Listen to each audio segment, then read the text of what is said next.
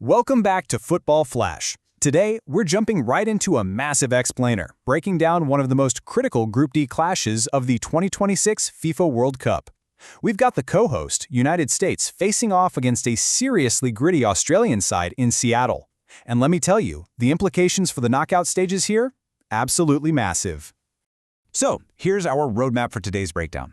We're going to look at the pre-match buildup and the stakes, the USA's first-half tactical dominance, key goals and those huge controversies, the underlying match data and tactics, standout player match ratings, and finally, what this result means going forward.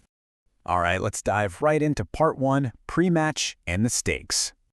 Coming into this game, the absolute biggest headline dominating the sports broadcasts was what we've got to call the Pulisic problem.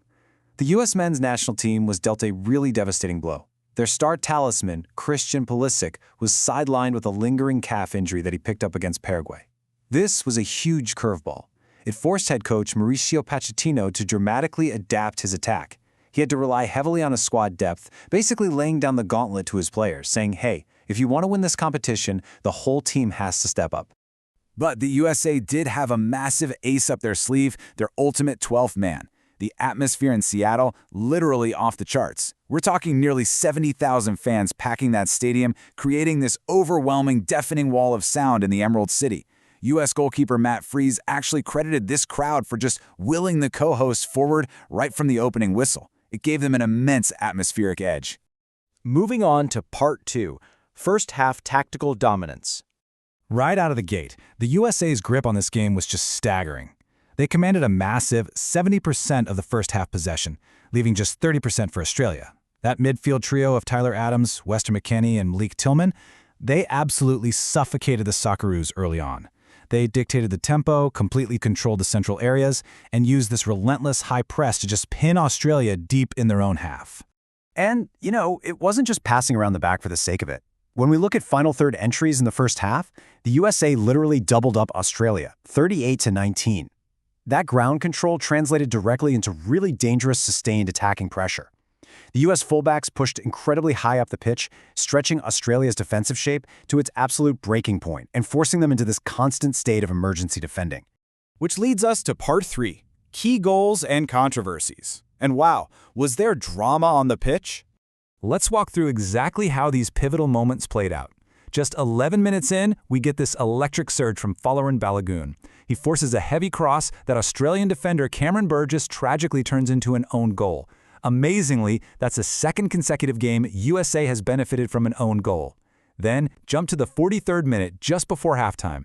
Serginho Dest takes a strike from the edge of the box, it takes a massive deflection, loops high into the air, and defender Alex Freeman beats the goalkeeper to head it right in. But here's where the tension just spiked. The assistant referee immediately flagged for offside. We had this lengthy, agonizing VAR check, but ultimately the decision was overturned. Replay showed Balogun was offside, sure, but Freeman was totally onside, so the goal stood, 2-0 USA, even though the Australian camp was arguing furiously that Balogun had impeded their goalkeeper. And that VAR decision? Just the tip of the iceberg for Australia's frustrations with German referee Felix Zweier. Just look at this reaction from Australian winger Nestori Irankunda. He really did not hold back, saying the ref was having a stinker today. He was giving every call to the USA. The Australian camp felt several close calls, including multiple penalty shouts, were just completely ignored. Now we're looking at this neutrally, but it's incredibly obvious the Socceroos felt entirely hard done by. That intense frustration was strongly echoed by head coach Tony Popovich. He took a pretty pointed swipe post-match stating, "Certainly we felt we were Australia today with the referees." It's clear Popovich perceived a distinct bias toward the host nation. He noted that his players had to do a fair bit to actually win a foul, while the U.S. seemed to earn them a lot easier. It's a perspective that really highlights the immense emotional friction of this high-stakes World Cup environment. And then, in one of the most bizarre and frankly comical conclusions to a World Cup match we've seen in a while, the intense physicality of the game apparently got to the referee as well. In the final minutes, Felix Zweier actually goes down on the deck with a hamstring cramp, literally required immediate medical assistance and stretching from the players themselves. It was a really brief, surprising moment of levity in what was otherwise a super tense, hard-fought battle. All right, let's pivot to Part 4, match data and tactics. Let's see what the numbers say. The real crux of this match was the clash of styles. Could the USA break down Australia's defensive structure? And could Australia counter? Well, Pochettino's USA set up in a fluid 4-3-3, totally focused on pure ground control. They used quick passing, created massive wide overloads, and connected on a brilliant 259 out of 293 passes in the first half alone. On the flip side, Popovich deployed a very physical 5-4-1 aerial approach. Australia sat in this compact low block and they were fierce in the air, winning an impressive 63% of their aerial duels. They were incredibly brave and organized defensively, but they just ultimately lacked the creativity needed to unlock the American defense in transition. Looking at the overall metrics really brings it all home. The USA dominated the offensive output, racking up 9 shots to Australia's 2 in the first half. But look at Australia's defensive grit right here. An 86% tackle win rate compared to the USA's 43%. They were fighting for absolutely every single inch of grass. And for those keeping an eye on those refereeing complaints we talked about, the final foul count actually landed at 16 against the USA and 12 against Australia. Moving to Part 5. Standout Player Match Ratings. According to the CBS Player Ratings, the American fullbacks were the undeniable stars of the show today.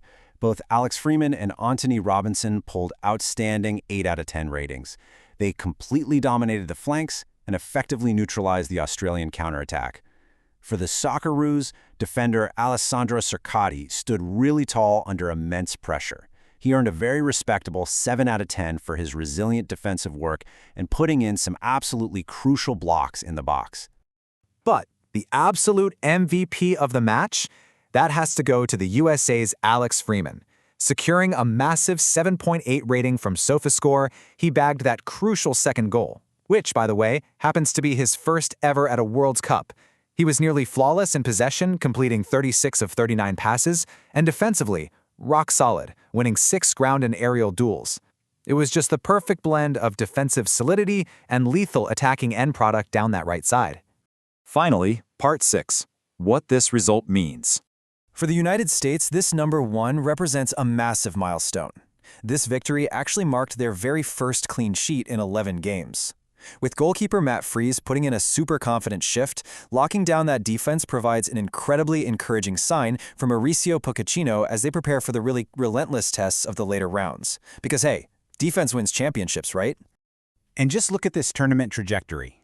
Matchday 1, a huge 4-1 win over Paraguay. Matchday 2, this highly tactical 2-0 shutout of Australia. Do you know what this means? The USA has officially advanced to the round of 32 with a game to spare. That is a historic achievement for them, as never before had the US team's fate been decided before the final contest of the opening round. They head into Matchday 3 against Turkey riding maximum momentum. Which leaves us with the ultimate questions as we wrap up today's explainer. Can the United States actually maintain this dominant momentum as the knockout stage pressure cooker really begins? And for Australia, who are battered but definitely not broken, will they survive their absolute do-or-die Matchday 3 clash with Paraguay to keep their World Cup dreams alive? The stakes are only getting higher from here. Thanks for joining me on Football Flash. Keep studying the game and I'll see you next time.